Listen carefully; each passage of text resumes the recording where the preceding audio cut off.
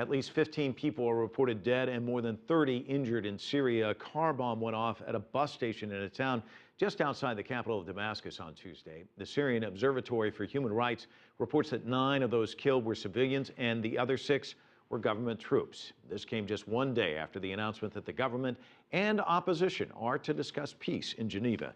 That's coming up in January. Rebel forces in Syria managed to cut the country's main highway, and our correspondent Alaa Ebrahim is in Damascus to tell us how the Syrian army is trying to reopen the road at a time when the ongoing military operation must also secure other key routes across the country. This road is the main entrance to the Syrian capital. It has been a road of death, dominated by rebel snipers. They have managed to cut off this vital road on many occasions using high-tech sniper rifles.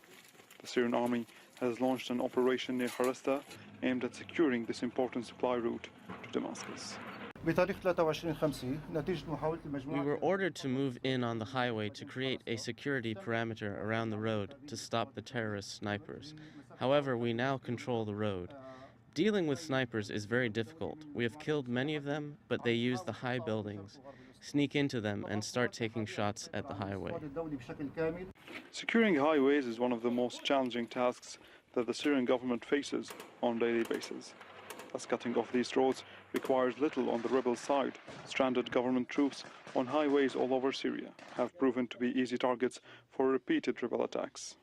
The words Mission Impossible come to mind when discussing or speaking about the operation that the Syrian army is conducting in this area in Harasta, because this area is the joint that gathers or combines 5 or 4 different areas, all known to be insurgent stronghold. They are all combined along this road.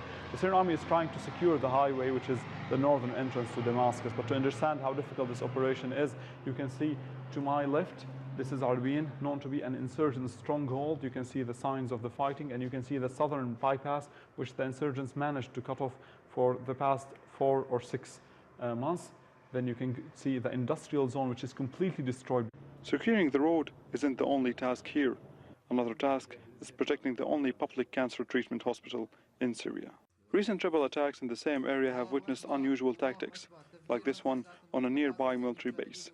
The rebels dug a 17 meters deep tunnel under the base before detonating it. In Syria, maintaining the simplest appearances of normality requires the greatest of efforts.